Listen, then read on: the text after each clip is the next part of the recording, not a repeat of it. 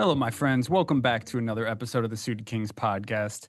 Today, we have a very special guest on the podcast. He's most noted for his third place finishes in 1K buy-in events. Welcome back to the So, podcast, Wes. thank you. Wow, that's such a special introduction for the person that's been on literally every episode of this podcast. Oh, thanks, But Captain Obvious. yeah, Oh man, for those who aren't familiar, our boy Wes here did end up getting another third place finish in the MSPT at Running Aces main event, the Winter Poker Classic, I believe they called it, for another 70K. I think that puts you over like 200K in the past 2 months. it's very close. Yeah, I'm at 170 something. No one Yeah, cares. I mean, That's awesome though. Um, yeah, okay. Yeah, no, and now you're down in Vegas. I see we're actually talking while you're actually in your hotel room right now. I'm back at home. I just got back from the Bahamas, where I was down there with my wife, played the WSOP. The 2750 is actually the only event I played down there. I ended up cashing that.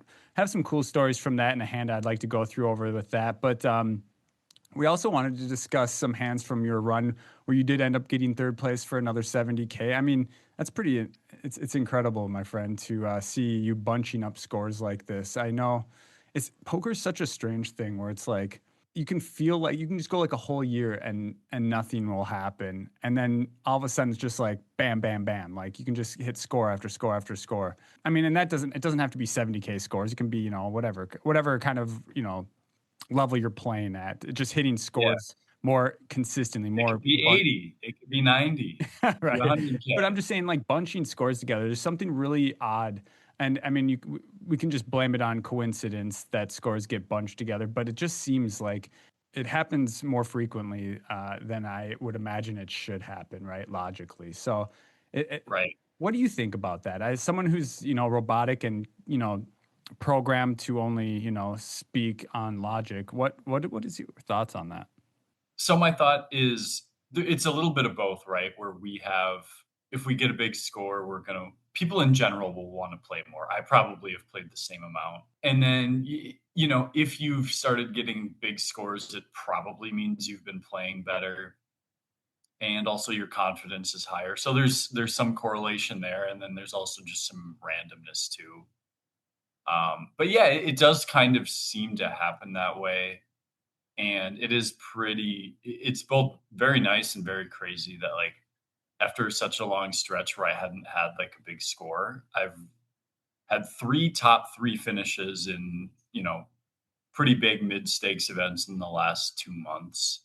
Well, So my take on it is and I might get some flack for this or whatever you say, whatever you'd like, attack me in the Discord. But I think, everything in life is a wavelength, right? Like the way the sound travels, the way light travels, the way anything travels, it's all wavelengths. And I think the way I mean, I don't know how to put this into words really, but just, the way variance works could also be in wavelengths, right? So imagine it peaking, going up and up and up, and then it'll go down when you get onto a downswing. So, I mean, they technically do call it an upswing and a downswing, which is how a wave works. So I don't know. I mean, visualize that for a minute if you're listening and get back to me on your thoughts on that. We could probably dive really deep into that if we wanted to. But yeah, the less logical approach is mine, I suppose, always here. yeah, because I was kind of agreeing. Like I think there's something to that. I also think it's just like we can create a narrative around, like let's say you're playing a literal pure game of chance. It's like, if you, just to put it one way, if you flip a coin 1,000 times, there will always, I'm sure there will be some streak of 10 heads in a row or 10 tails in a row, but there'll also be just the back and forth. Not all So like, wavelengths are the same size, though, right? right. Yeah. And so like, when I look back, yes, there's like right now I had this huge three tournaments, but I also have had in the past when I've had big scores, I've had like a big score and then, several months without a real score, and it's been more spread out. And so it it could be either. I don't know that that's like you said, we could kind of debate, and we never have like evidence exactly. No, no, So for sure not. And I always like to, put me on Lucky Chewy's side a little bit more. But I always like to I think that was, yeah, there's more to it than what we can understand. And I'll just leave it at that. But unless looks like you had one more thought you wanted to let go there. oh no, I actually, when you were saying that, I was gonna say maybe Lucky Chewy has some thoughts on this because Oh, it I mean, does. yeah, I guarantee it. He does. We could probably have a conversation with him for hours on that. But yeah, so in today's episode, I wanted to kind of just pick apart your brain on your run in the MSPT. Coincidentally, the runs from me, all happened after we created an episode called titled "How Come You're," something along the lines of "Why You're Not Running Deep in Tournaments" or something like that. Yep. It's funny Yeah, how it's that works. confusing. I think Um, because you and I have had 5 like final tables. I think the first one, I think I had one, and then we did those episodes, and then we've each had 2 cents. So, anyways, you're right. Like it's very convenient for us, and it makes us look good that we're winning some money and making some final hey tables guys, here. we know what we're talking about. Yeah. um, Okay, so before we get started into that, do you mind if I run a hand by you from the Bahamas this weekend? Yeah, let's hear it. It was a trap I laid, and I'm curious if I got maximum value or not, or if you think that I could have played it differently to get maximum value. I do want to preface this with a story where, That should be um, your nickname, Maximum Value. I Or your mean, your middle name should just be Value, Max yeah, I Value. like that max value. That's awesome. So I will say, this is a really cool trip. I won a free entry into the $2,750 buy-in event by winning a ring a couple months ago. And during this tournament, I got to play with Martin Jacobson at one table. The He's ti really tough. he's Yeah. it was really cool just to kind of be around him. You could just tell he was a very humble dude. I've actually played with him in years past, probably 3 or 4 years ago. I played with him. Very humble. He was actually just kind of playing tight as right from my experience at that point. He didn't have a big stack or anything, so it made sense. Got to play with him, and then I got moved. And we're approaching the bubble at this point in the tournament. We're approaching the bubble, and I sit down at my new table.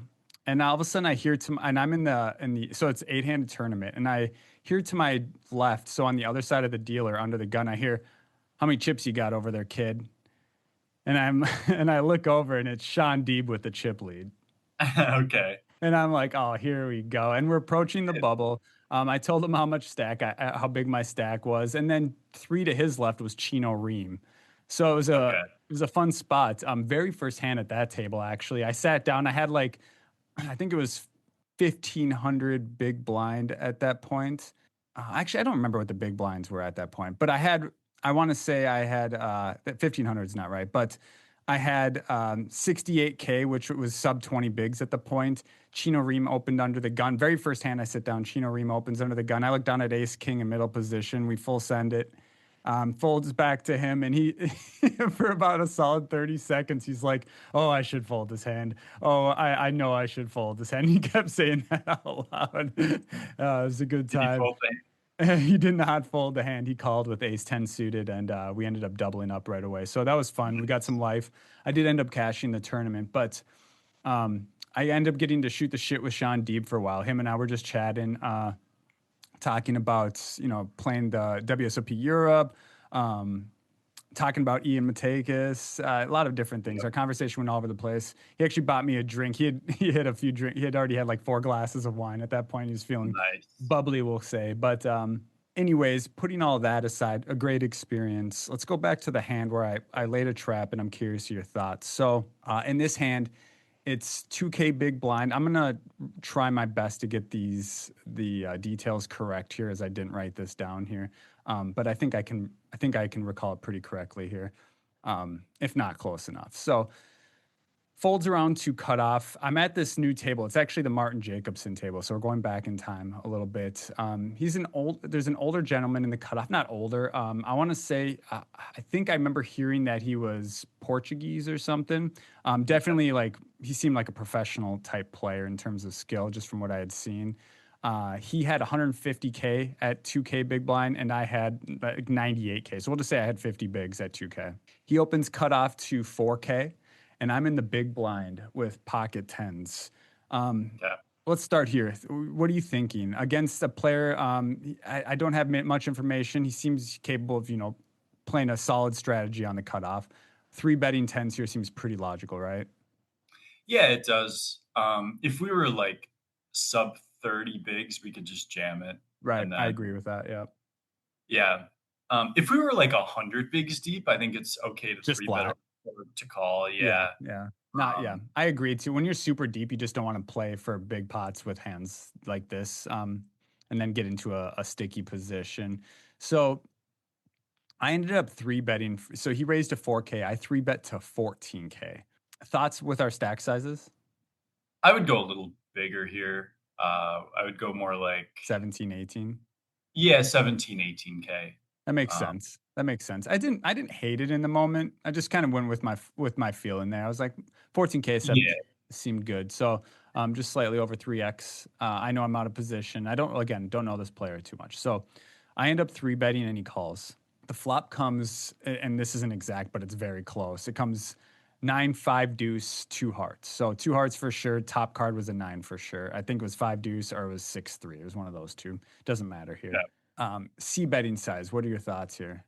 So let's see, the pot is going to be 31K and we're going to have 84. I don't mind going like playing this like a two street. Like I don't mind betting over half pot here. Interesting because we did our three bet C bet bet sizings just recently on an episode, and we kind of discussed going small here. Do you think what separates us not sizing or going because we in that episode we kind of discussed betting small in three bets or C betting small in three bet pots is kind of more the standard. Is this are we just kind of wanting to do what are your thoughts on that? Well, it's what standard depends on the board. I actually don't remember if there was a specific hand you were talking, or like when you say like betting small is standard. Well, we Um, discussed that whole concept in the last episode when I gave you a three bet hand to like it was just oh like a yeah, yeah. Like, well, I remember we talked about a King Jack seven board, and that sort of board is like less likely to change. So in that spot, we were in position. Stacks were, I don't know if they were too much shallower, but we were in position we were and like, roughly 40 to 50, I think, when we discussed that hand. yeah, yeah. So okay, so we're the big difference I think there would be we're in position, whereas here we are like let's say Midpoint. we have let's say we bet quarter pot here. Hmm. We get floated by all the ace highs. I don't know that we get like what sort of hands are going to even be able to fold to that, I guess is the Okay. thought. Okay. And by the way, like with tens, it's not like we need to get a fold, but just in You general, do if want we to have, deny a little equity, I suppose, there, though. I mean, we hate any overcard that comes, we hate, obviously, but yeah, and also let's say we have queen 10 suited here, we want to be able to have a size like we need to be able to fold out some stuff, and also like let's say we do have pocket tens as we do in this hand. How are we going to get the most from either a nine or pocket eight, seven, sixes? Obviously, whichever one is not the set, right? We're just probably getting stacked by the sets, but there are two hearts. Like, there are a lot of turn cards that change the board here, and all by that logic, also a lot of rivers that would, if okay. the turn doesn't change much, then the river would. So like, I don't mind just betting kind of large here, and then if we do get a clean turn, we can jam. Okay. Okay. I actually, I did go with the smaller sizing on this one. I bet 8K, so quarter pot. Okay, Um, what did we decide? There's 31 in the pot, right? 31. Yep. So that's about as close to quarter as you can get. Yep. So I went 8K, and he, didn't give away any tells. Just kind of took a second and made the call. All right. So This, pot's 47K. We have 76. you might say, Max, how are you trapping with tens in this spot? Well, take a guess what the turn was. I'm going to say the turn is a 10, and it's not, doesn't bring in a flush. That is exactly right. Oh my. Yeah, it's absolutely beautiful. I mean, the sun is shining through the clouds, through the casino ceiling, and I'm halfway floating. Yeah, you I'm just loving life. feel It's just it's not, like I've yeah, seen a beautiful sunrise, and you just yeah, feel the joy yeah. of the There's day. like harps and beautiful angels playing, different soothing songs. The table started The lifting. other guy must be wondering, "What the hell is going on here?" Is that a tell? Is that a tell? So so here's my thought here.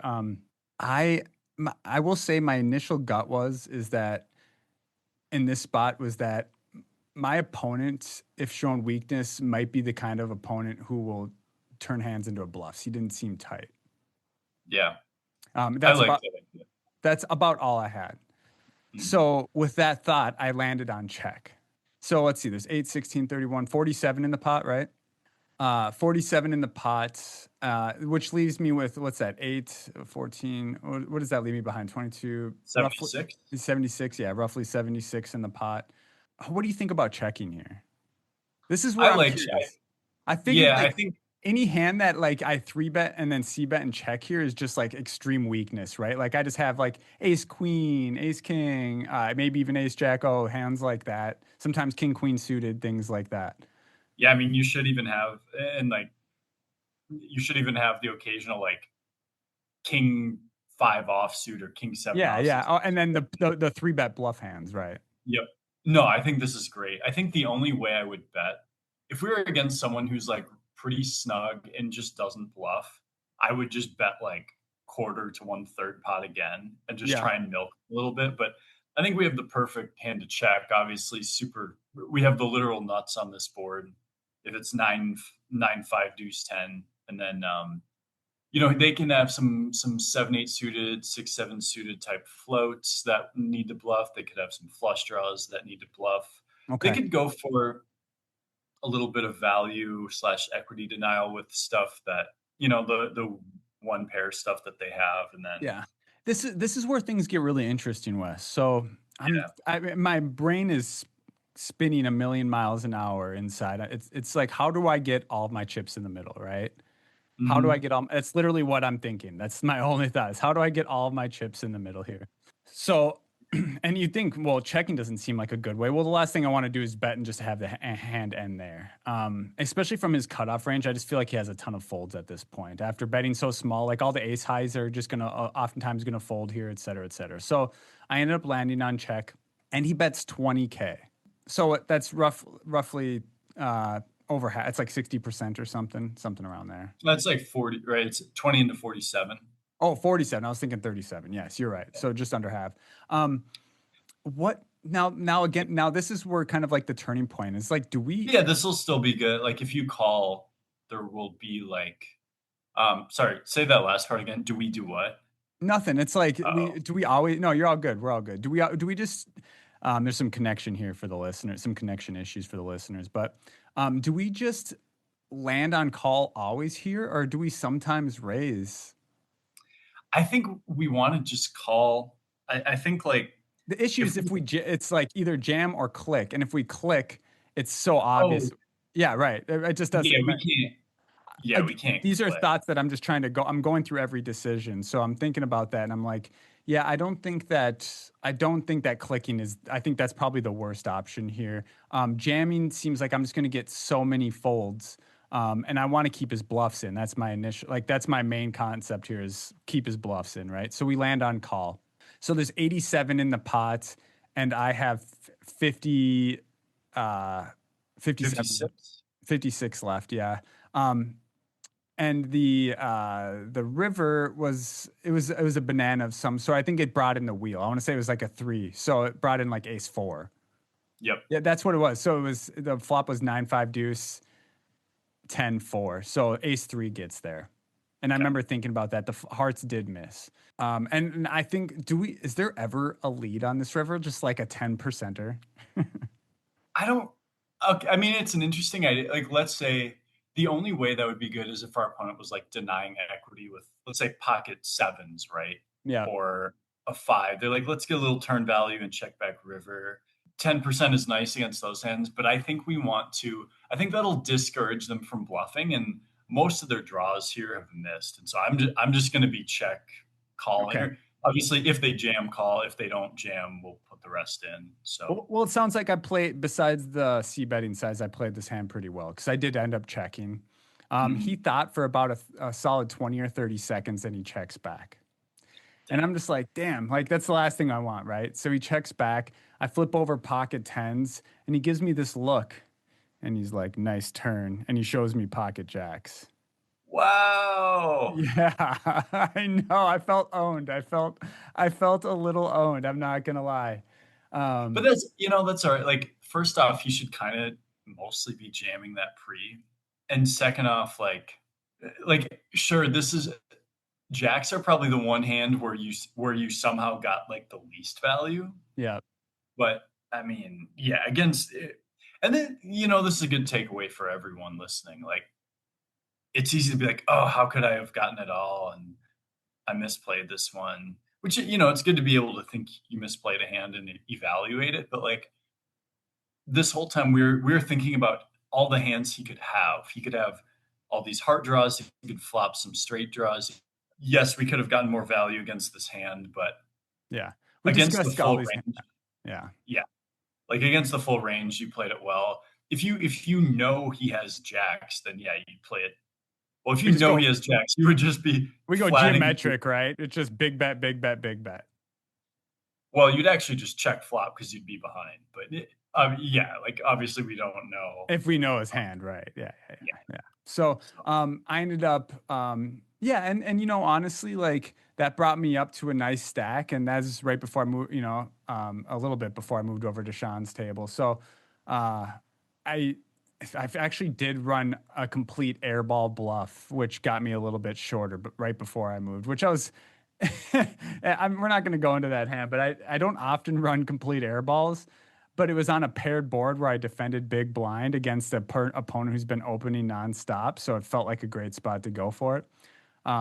And he is at the top of his range. So we'll leave that one out of it. But yeah, so I ended up having a great time. I ended up cashing that tournament. The only tournament I played, I ended up cashing it. So whoever, picked me for their fantasy pick, I at least got you some points. there you go. Yeah, yeah. And while I was out there, I ended up just spending the rest of the trip. I didn't play cash or anything. My wife and I, we went to the beach a bunch. We went to the pool a bunch, ate a bunch of food. So we just made a vacation out of the rest of the time. I did miss the MSPT main event, to which you ended up getting third. Because I will tell you what, buddy, you're lucky I wasn't there. Okay. Yeah, every time I'm just lucky Every you're not. time. I'm just playing as obvious. But tell me about your run. Let's get into some really good hands you got from that. Yeah, so we'll just start on day two. Um, day one. Interestingly enough, I fired the first day one, got two outed late in the tournament, late on day one for a huge stack and busted. The second day one, I also got two outed on the river late in the day. This time I had the guy covered, luckily. So I bagged a short stack at 87K. Luckily, we went back to 5K big blind I on day did two. I did watch I did look through the stacks to look for your name, and I did see that 80K bag. I was pretty hyped. I didn't get a text that entire freaking week. So like I just couldn't Yeah, get reception. So I didn't know if you were in or not, but I was trying to keep up as much as possible. yeah. So then day two, I let's see. So we're still at 5K, I think. No, hang on. We're at 6K. We're at 6K at this point.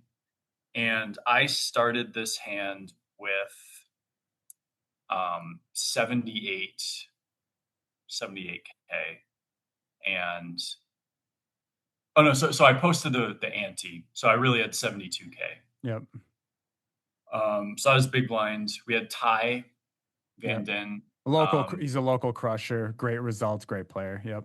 A very Yep. aggressive, tough to play against. Yeah, so he opens to 12K and he's in, I think, the low jack. We look down at 8-7, either 8-7 offsuit or 8-7 of hearts. They were both red. It's not, there aren't going to be any hearts on the board, so it doesn't matter. Wow, Um, I'm sorry. Are you malfunctioning right now? How do you not remember? I am. So the flop comes king of spades, seven, six of spades. So king, seven, six, two spades. Okay. And so the So pot, wait, that's just middle pair, backdoor straight draw, right? yeah, middle pair. And so, yeah, middle pair. And I have 60K and the pot is 33K. Yep. So I'm already like, do I just check jam here? I check and he only bets 8K. Yeah. So I decide to call here and I'm open to the idea I should raise. Would you, But because that's, you have about 10 big blinds behind, right? Roughly. mhm, Do you, are you more incentivized to jam if he sizes up his C bet just because there's more yeah, money in there at that point?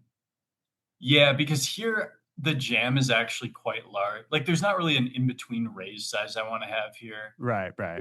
But if I jam, it's like I'm kind of forcing him off his overcards, which it's I'm fine doing that, but like he's gonna have I don't know. I can just he's betting quarter pot here. Like I can just call and proceed on decent turn cards. Can I say that like I like these spots a lot because you can make a lot of money, but I also really hate these spots because you're only pretty much getting called by hands that beat you. So it's like it's so weird, but you have to make something happen. Like you have to allow yourself to build a stack. Um and oftentimes he's just not going to have a hand that beats you here. So I get it, but it sucks though, because when you do get called, you're just beat. A lot. I mean, he can still call with their draws, and There there's was a like flush. Oh wait, there was a flush draw, wasn't there? there's a flush draw straight. So I can also have flush draw straight draw. Like he could call it off with ace high maybe. I guess he could Um, have open enders and stuff too. Okay, yeah, I didn't see that. I didn't think about that immediately, but yeah. Okay, so you're right. Yeah, that makes sense. You could actually get called by worse in this specific spot. yeah, but I just call, and the pot's 49K, and and I have 52K. And the turn is the four of spades, so it's the third spade, king seven, 6-4. And it goes check, check. And this would have been an interesting one had he bet again. Like if he jams here, I probably call it off because I think he can still have a lot of one spade type stuff. And I think if he jammed for value, it would be a king plus. It wouldn't Yeah, be like yeah. jacks or something. Um, So the river's the seven of spades. the river is the seven of spades. I So just remember you we telling really me that you bluff caught on a four spade on a four flush board with a trip. So that's the only card it could have been. exactly, yeah. And so it's a weird like I can't go for value here. Like I no reason to. My hand isn't that strong, and also I don't think he would call with a king, nor would he have a king because he would have bet turn probably. But Yeah. so I check, and he bets 40K, putting me close to all in. And right off the bat, I feel like this is kind of weird because I'm like, I'm short. I had a short enough stack where if he had a big spade, He could have he's just put probably you on the sucking turn. the turn a lot. Yeah, or Yeah. bet turn. I mean, yeah. Yeah. I And so I'm agree like, with that. yeah. And if maybe once in a while he checks back, if he turns a flush, maybe he checks it back. But I feel like that's going to be kind of rare. And also, why would he put himself in a spot where he's not able to get all the chips with a flush? Like it seems kind of weird. Um, so I actually don't. I guess the one thing he could have maybe like a boat, but that's still going to be. There's just so few combos of that, and he's usually going to bet turn with. Anyways, the point being is, not only I'm getting a little better than 2-1, but also I'm just. It's like I think what makes the most sense is a bluff from an exploit standpoint. It's like it seems like he kind of gave up on the turn because he knows I either have a pair or maybe a flush at this point, and he he's like, well, now there's four spades, so I'm going to fold anything that doesn't have a spade. But Yeah, I mean, it the makes problem sense that he is, can apply pressure to a lot of your defending hands here that are like one pair hands. yeah. But unfortunately for him, I'm not going to fold my hands that don't have a spade. I I'm not like it. folding shit. Yeah. Um, and so I call, and he has ace nine, diamond heart, which I mean, so my read was kind of right there. And yeah, instead of being very short, now at this point, I at least have 20 something bigs. I am Day not. two of an MSPT with 20 something bigs feels incredible. Like that's a stack where you can play to try and make a deep run with. Yeah, yeah. It went. That was step one. I think that was step one to my ascent because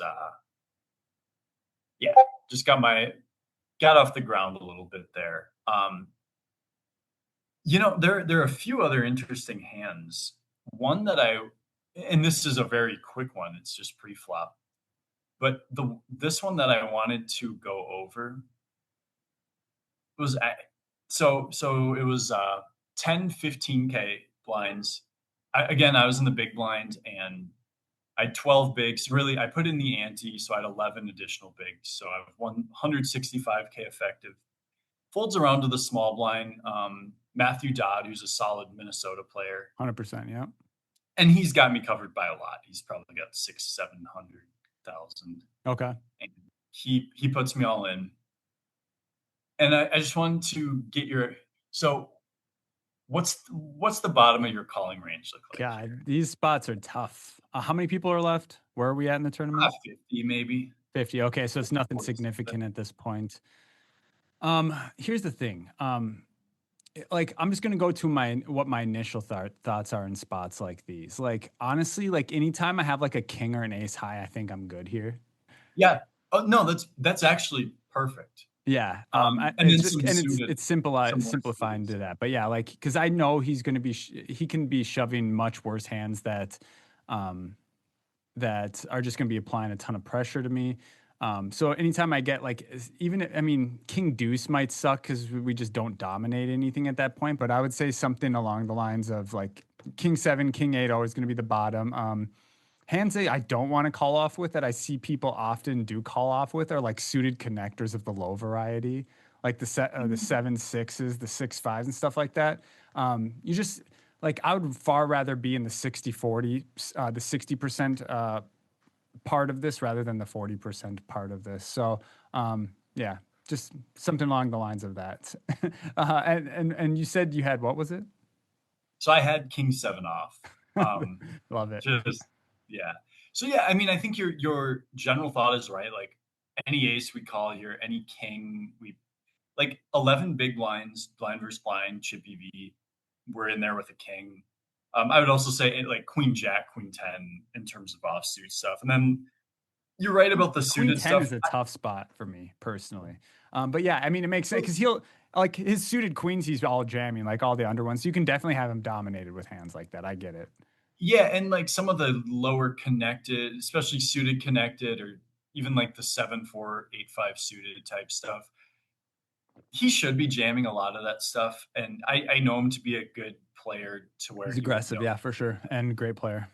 Yeah. That being said, and I think this is the reason I wanted to bring this up is because I think a lot of our listeners would take a look at king 7 off here and throw it into the muck.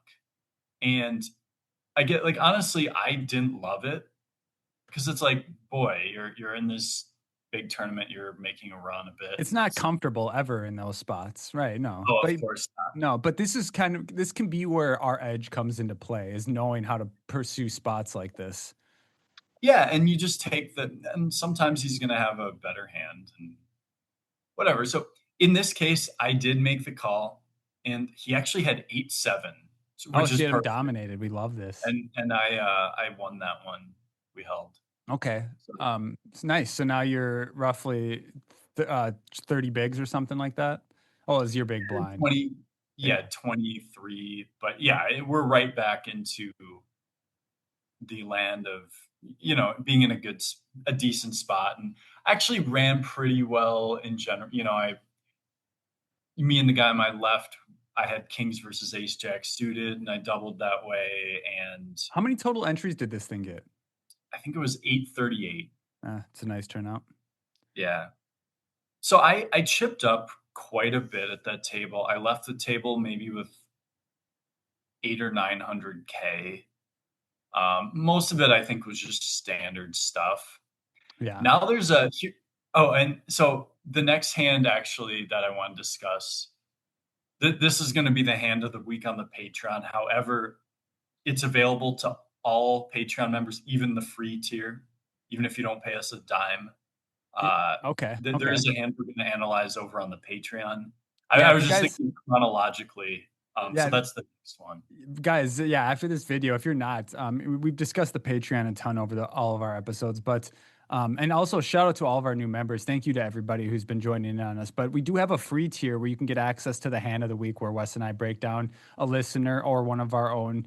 We go through all of them, try and find ones that are interesting and break them down for you. So if you'd like to get your hand on there, hop in the Discord under the Patreon tab. But yeah, check that out. The hand of the week. We're going to record that and drop that this week. So and it's going to be actually Wes's hand this week. So do you just want to give a quick, brief description of what they can expect with that hand? Yeah, it's four ways we defend the big blind with eights.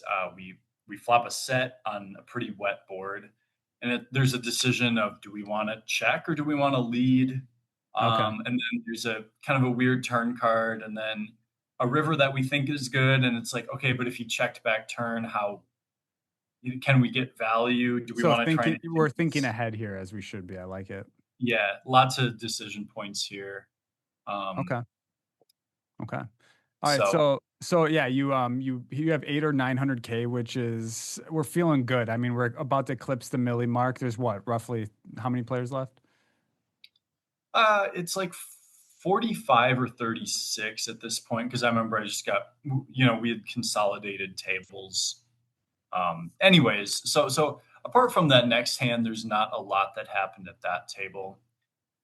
Actually, the next hand here is we get down to three tables left, and I start this hand with about 770K, but I'm in the big blind again.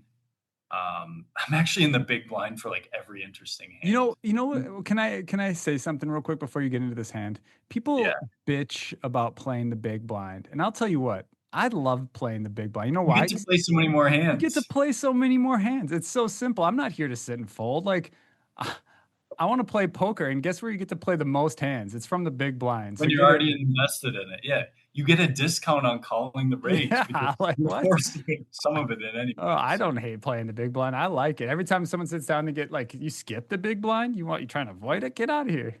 Dude, I actually, and this is very illogical, but I even have an illogical side to me. I can't believe this. Sometimes when if I am in the big blind, and I haven't looked at my cards yet, and we get let's say a 7 or 8 big blind stack goes all in. I'm like excited for that. Like, Dude, oh, oh yeah. I do the even slow though, peel. Oh, I even though love that it. means I'm mostly gonna fold, I'm Yep. like, oh, but I could win a big one. I could bust someone. I could win a decent pot. Like, and it's like I know how to play this spot, so it's the little gamble in me, but it's fun. We do got a little gamble in us, let's be real. Yeah, Okay. All right. So you're back in the big blind. yeah. So folds the small blind, who is another Discord member, Chris. Okay. All right, so folds the small blind. He raises to 70K, and the big blind is 30K. I have king queen with club diamonds. I call. I think if he's gonna raise here, he should be going more like 90 or 100K. But just cheaper for us here, and then that's because the small blind being out of position, you just want to size up. What did you say the big blind was? 30K? 30, Okay. And he made it 90 70. or 70. Okay. Yeah. Yeah. Yeah. Yep.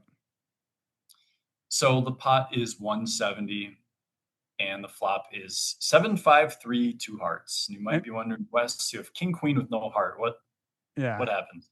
Okay. He bets 55K. Oh, really small. Okay.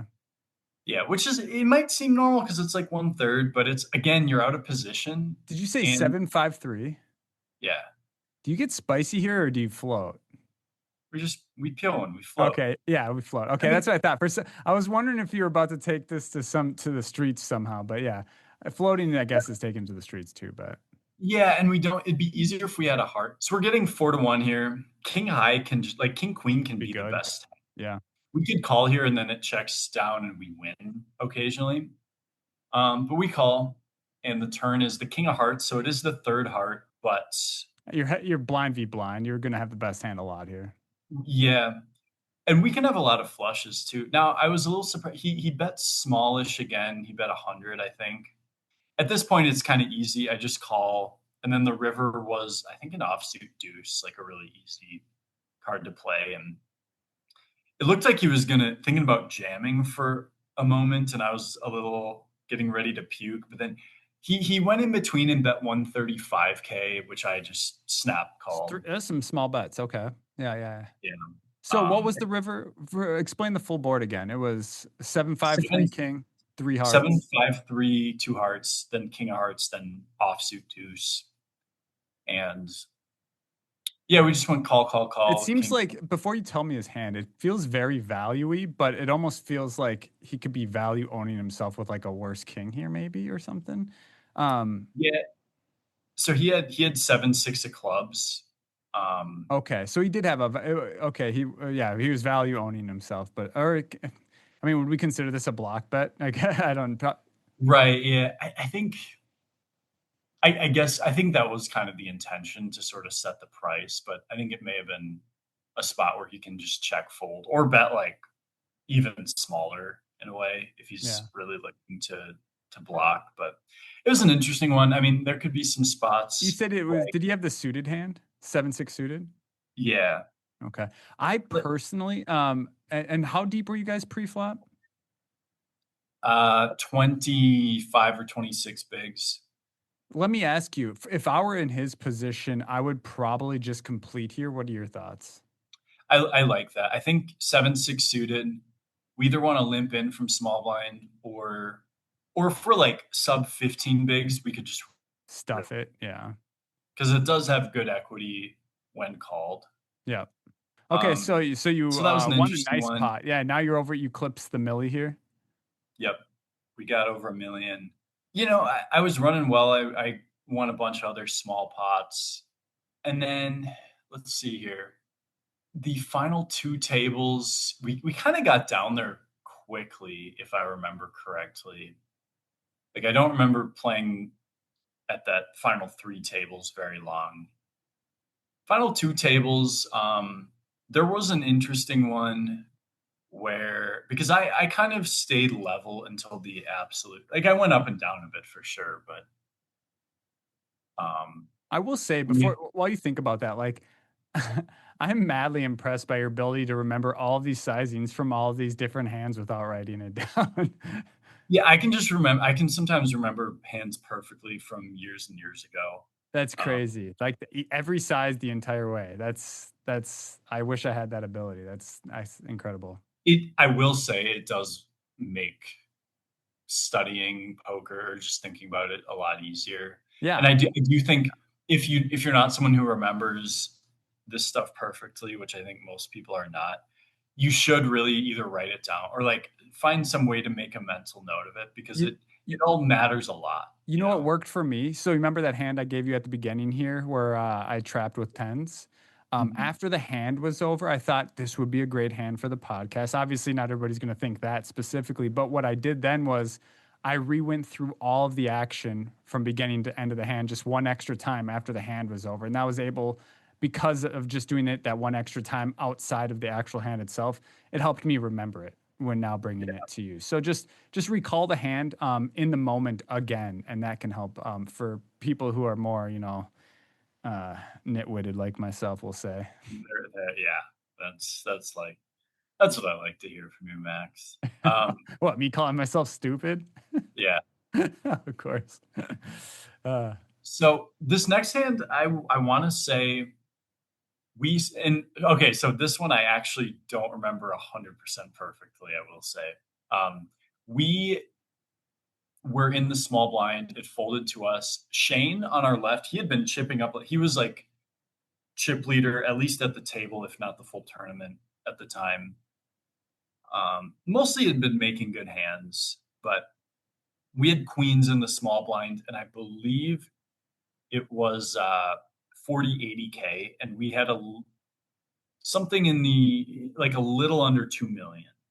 So a okay. little under And you 25 said there's bigs. two tables left here at this point? Yeah, we're down to like 13 players, I think. So you're roughly 25-ish bigs, we'll say? Yep. Yeah, just slightly less. And And it then, folds to you in the small blind with queens. Sorry, I'm just trying to, again, this is how I remember things. So yep. Yeah, absolutely. And so I think we technically want to raise here. At least chippy V wise, we're deep enough where How queens we well? What's your expectation of him to do if you're limping? Do you think? I mean, is he raising a lot? Do you think he's going to be putting in a raise? well, no, I mean, so here's the thing is we have no idea because we don't have a like I think we played one or two blind versus blind hands where I limped in and he did not raise, but You like didn't have enough sample size. I like raising then, yeah, yeah, yeah, and just to kind of build the pot, we'd probably do just like you thought Chris should done size up here. So 240. So what do you think? Like 265 or something? yeah, I think that would have been good. I actually did limp in because I did think, well, he is the bigger stack here. Like he does have an incentive to try Raise, and yeah. steal chips. So I'm guilty of doing that too, and then they just so often check back, and you're like, all right, well, but you still don't hate it because oftentimes like you're gonna get a lot of flops that you're still not worried about with this specific yeah, hand. well, and we can also get them in a spot where they flop a pair and we kind of cooler them, right? Yeah, yeah. So the flop is 10, 10, 7, 2 clubs. And Don't love it. yeah, I mean, It's not. I mean, we're not. Yeah, we're still ready to put our chips in the middle. Don't get me wrong. yeah. We're just So I decide to check and he checks back. okay. Uh, my thought with checking is queens are still not that vulnerable. I'm not really looking to get it all in here, right? But we're I think the way to get the most value here is like, okay, if he has 6 high or something, give Get him a him to chance bluff to it. try and stab. Yeah, and we just check call. But it goes check check. The turn is the 9 of spades, so 10 10 7 with 2 clubs. Then I think it's the spade does not bring a second flush draw. Okay. Okay. So at this point, the pot is 240, and I decide to bet 135. I think it And I feel was. like we can assume that his jack eight and eight sixes that now make a straight would have bet like a blind or two on the flop. I think it's likely. Yeah, I think Yeah. it's definitely likely. So I bet, and he calls, which means the pot is like 510 if I'm right about my sizing. And the river pairs the 7, which is not the perfect card, but also like he's It's gonna like sometimes we would bet. also expect him to bet that on a seven on the flop too. Yeah, at some frequency for sure. Like he's, I'd you say at know, high frequency personally, but maybe especially if I mean, not I don't know Shane, but I would just say most of the population in that field would. yeah, I would agree there. That being said, I'm checking here. I feel like I do want to pot control a little bit. My hand isn't nutted. If I were to bet, I'm really just targeting a 9 here. Okay, yeah. So the pot was 510. I had queens on 10 10 7 9 7 with clubs that missed. So at this point, if I were to bet, I'm targeting a 9. And while I don't think like a 10, a 7, and a straight, none of them are super likely. They're all possible still. And I think like he's going to either have a 10, 7, 9 straight, a missed draw, um, or something like ace high, right? I don't think ace high we're really getting money from anyways, so we'll kind of discount that. If he has a 10 or 7, obviously we don't want to be putting money in. If he has a draw, if he has, let's just say he has, 650 or something. that would be a pretty tough. I don't think he'd call turn with that. Okay, that's fair. It's just that yeah, it's the There's, butt end of a gutter. Yeah. yeah, no, I don't think he has it, but he could have like an 8 open ender, right? Oh yeah, Um, yeah, yeah, yeah, yeah, yeah. Yes, yes, yes. could have queen jack. I mean, we do have 2 queens, but like queen jack um, still is an open ender. And he could maybe miss clubs that he checked back. I would expect him to bet clubs on the flop. But anyway, so I go for a check, and he bets 275, which is slightly over half. And I don't love it, but I call fairly quickly because I'm like, I can't, you know, You're just yeah, 100%. Yeah, you're gonna get bluffed too often if you're folding this hand here, yeah. as played. He That is. has a 10. He has 10-3-0. So Oh, he got sneaky on the flop. so But yeah, so it was 10, 10, 7, 9, 7. yep, So you had top boat. Yeah, that yeah. sucks. It Um, does suck. And you know what was tempting was I feel like a lot of people in this spot would be like, oh, I misplayed the hand. Like I should have just gotten him off at pre. And it's like, Well, maybe I did miss, as we said, maybe I did misplay a pre-flop, but it's not it's still results oriented to think, oh, because he made a full house, that's why we misplayed it. Like, I'm sort of like, okay, well, I had my reasons for playing it this way pre-flop. It bit me in the face. Like, I have to just move on and play, whatever.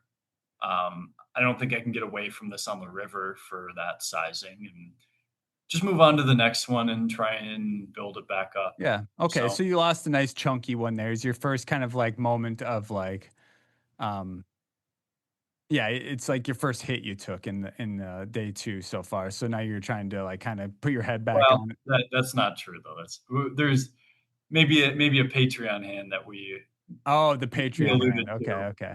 Okay, but I'm saying it's sorry, I shouldn't say the first one, but it's a hit where you kind of got to reset and get back into the grind again.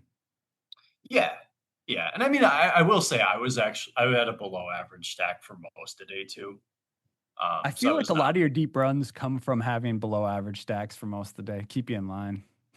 I was just thinking of I was thinking of your, not your last fall poker classic. I don't remember how that went, but the one before that where you got third or second, or you got We second got with second. Ian. And I just remember you were short as hell the entire tournament. I was, but then I with 2 tables left, it all changed, and I came into the final table with the chip lead. Okay. So, Yeah. and in this case too, to be fair, get a I did get the knockout in, uh, I spiked a set, um, all in pre, and we got, yeah. Anyways, with 10 left, I got tens in versus jacks, shorter stack, and we spiked the 10, and so I think I came in middle of the, like, I was technically in third coming into the final table, but barely covering fourth, fifth, sixth. Yeah. Okay. So it's a pretty even fight going through the mix. Yeah, and Uh, then by the way, shout out to tens beating jacks. Just like my, yeah, we that's need it. true. That's true. Yeah. Um, and at the final table, I did not have a ton of big decisions. There were, like, I played a few pots where I three bet with strong holdings and took it down. And I did a lot of folding. I like coup immediately was winning chips. Let's talk about this final table. For those who aren't Minnesota or Midwestern, this final table was extremely stacked from what I remember. You had two, I think he's a 2 or 3 time MSP, maybe 3 time MSPT champ, but also just an overall legend, Ku Vang. He's an absolute crusher. He won Fire Keepers, which is like one of the biggest MSPT stops of the year. Maybe Mhm. the biggest, probably the biggest. It's Um, the biggest. yeah, and then who else did we have at this final table? We had you. We Blake had what's who? Blake Bond, We had Blake Bond, who's also a past guest, an absolute crusher, 5 time MSPT champ. Blake Bond. We had the Dan rat, Kennedy. the rat himself, Dan Kennedy. Yeah. Daniel, it's Oh all love. We my know that. And I will say, like, we talk a lot of shit about Daniel Kennedy on this podcast, but it's all out of love. Like that dude, Oh, I he mean, he my came out of he nowhere talks and way is more shit absolute. about us. Like Yeah, yeah. I mean, he's the shit talker. Let's be real. he We're the is. defenders here. But That is his that's his whole thing. But yeah. let's. I mean, And we got to give credit where credit's due to someone like Daniel, who kind of came on the scene the last couple of years and quickly just kind of made a name for himself in the Minnesota/Midwest scene, just making score after score after score, and then transitioning to online and doing well there as well, just winning tournament after tournament. So, shout out to you, Daniel. Yeah, that's awesome. yeah, and we had four Discord member. I mean, there's me, there's Dan, and then Chris. Chris, yep. He got seventh, and then Leo got ninth. He was a quick out at the final Oh table, yeah, but Leo Pinamonti. We've talked about him, young crusher stud that's been slain. He's been, just an absolute killer. Also, Chris. Shout out to Chris Jones who did that fantasy pick on for the WSOP Bahamas and won a 30K package to play in the main event in the Bahamas.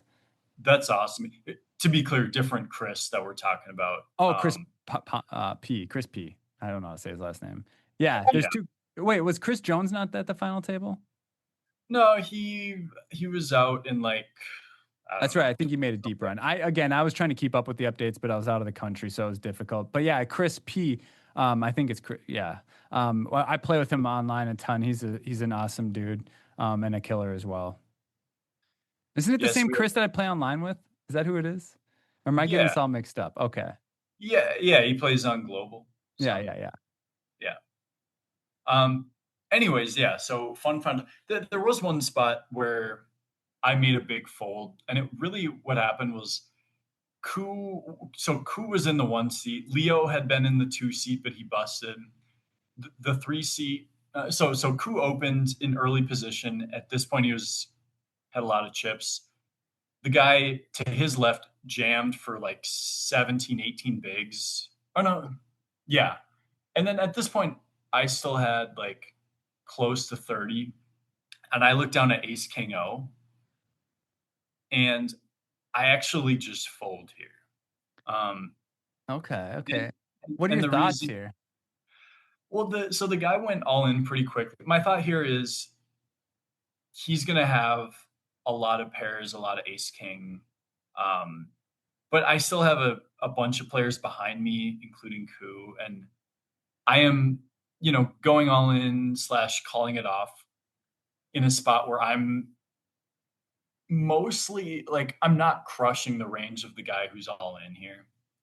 At least what I perceive it to be. Like, I don't think he's jamming his suited broadways and stuff. Like, I don't think I'm dominating. Maybe an ace queen, but and it would be different if we were later position, You maybe. But just feel like, like you didn't want to flip in that spot as well because you said Ku had already opened. Is that right? Or yeah, I mean, for one thing, no, at a final table, I'm not really looking to flip, even yeah, if I'm no, covering for sure, stack. But, for sure. but two, it's like you know, that's we're hoping for a flip if we're calling a bit. Yeah.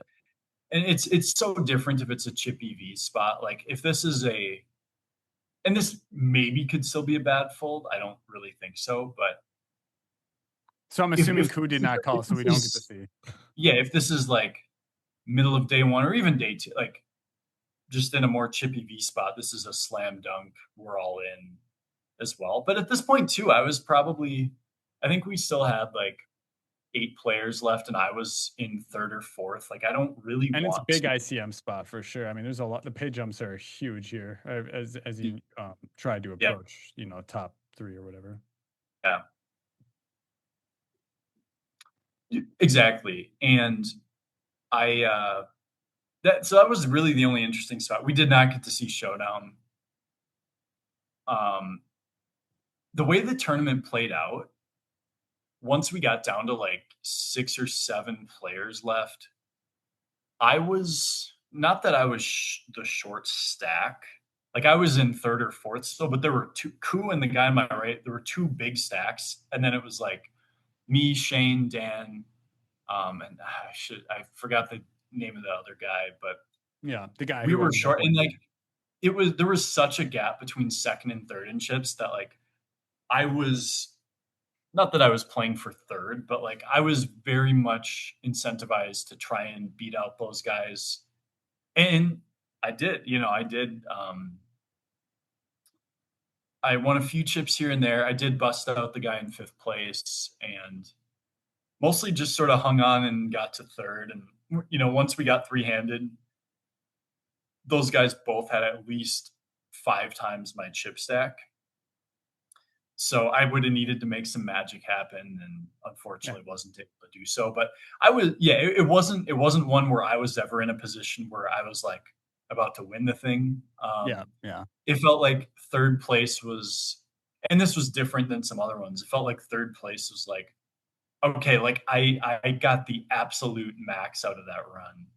Yeah, I feel like you did. I mean, we can always hope for more, but Yeah. um, I think it's it's incredible. I mean, that's an insane ROI, 70 buy-ins roughly. Mhm. Yeah, I'm just super hyped for you. I know, and a lot of people don't get to see it that aren't, close friends with you, but to like go through the swings of, I guess they do see it with anybody else that gets to play poker as much as we do, but like to go through these swings and then to hit scores like this, it's a relief. It's a pressure off the chest. and to back them up over and over and over. Now you're going to go fire the WPT World Championship, um, and you're going to bring Daddy home some money because I'm buying a Okay. piece. No, but yeah, I love seeing my best friends, do it. You know what I mean? And I'm proud of you for making another incredible run. And it's fun also. I also love it because it's content for the podcast. We get to break down and pick apart Wes Cannon's mind. I mean, everybody Yeah. knows you're an absolute crusher. So to be able to pick apart your brain and talk about these runs is also super insightful and fun. So another great run by you, my friend. Well done. Thank you. Thank you. So now you're in Vegas, you're in the hotel room. I have to chop this podcast up pretty nice because of how bad your internet connection is. I know. Yeah, this is going to be a rough one, but I believe. But you're playing the WPT Prime final flight tonight, Yeah, correct? it's going on now. Yeah, I mean, I'll head there right after this. I have to shower too. Let's be real. I haven't done that yet. So, There's a joke in there somewhere, but we'll just leave that one. but yeah, so yesterday I fired day 1C, and I actually, I made it till like there were 3,100 entries. I was busted in 490th or something and 387 bagged. So like I was right down there. I only won one hand in the last like 4 levels essentially. So I did built it. Ugh, I did build it up nicely, but then just kind of went dead, and that's that happens. It does. So It I does. will, yeah, I'll late reg today. It's a 2 bullets maximum per flight, so Make it you happen know, today, man. I hope you do. And then I'm going to play the MSPT mini main this weekend. So hopefully I'll bag a pile in that. We can both have some more good stories to bring to the table next week. Any last thoughts before I mention a few other things? um, yeah. The only other thing I was gonna say is like, yeah, even if I don't bag the prime, like I have a ton of like 1100, 1600s, types 800s, 2K. There's a lot of stuff I could play out He's here. So ready I to will, fire, ladies and gentlemen. He's yeah. he's come with the clip is loaded. Oh, I have. So I'll be playing a bunch of tournaments. Probably will put a bullet in the 10K main too. So I love that. Like I said, sell me a piece. I will. Okay, good. And then, yeah, guys, if thanks so much for taking the time to listen to this pod. Thanks again to all the new Patreon subscribers. We've had a ton over the past week. We hope you guys are enjoying the content. We have I think 50 plus videos now. We have multiple tiers that service different, bankrolls of different players. So if you want to, we have a free roll, our free tier all the way up to $100 tier monthly subscription. And they all have lots of different content available with them. So make sure to check those out. Link in the description if you want to check out and see if any of those tiers are correct. Essentially, it's a great way for you to kind of improve your game and have content tailored directly for you. So make sure to check that out. Secondly, the club's poker. We do have a meetup game next Tuesday. We'll see if Wes is going to be in that one. He might be. I don't know what the I'll WPT probably schedule. still be in Vegas. Yeah. Yeah. So we'll Yeah, I we'll don't see. know. When live tournaments are going well, you just want to Yeah, you keep. got to get in the mix, man. Like I said, they cluster together, those dubs. So I hope you are making a deep run. But yeah, well, the meetup game for next Tuesday, it's still in the mix. I'll be in there at least. It kind of sucks though, because who am I going to punt off to? And I got to punt off to like Daniel Kennedy or something. That's painful. But nonetheless, we'll keep it riding. And then if you guys haven't yet, we discussed this as well. It's Tilted Compass. I know you guys see their hoodies everywhere. They have been nice enough to, Their yeah. backpacks. I mean, I was hanging out with a group of us. Just had their backpacks on yesterday. Like, Yeah, and so make sure to check them out. Tilted Compass, an awesome poker apparel company. They've been nice enough to collaborate with us and make some Suited King merch. Make sure to check out the Tilted Compass website. Click on, I think it's the collaborations link, something like that. You'll see Suited Kings in there, and we have a bunch of Suited Kings merch that you can purchase, all different colors. They can even do customized stuff if you reach out to them or us. So make sure to check them out or reach out to us if you want something Suited Kings customized. We appreciate you guys' support through all of that.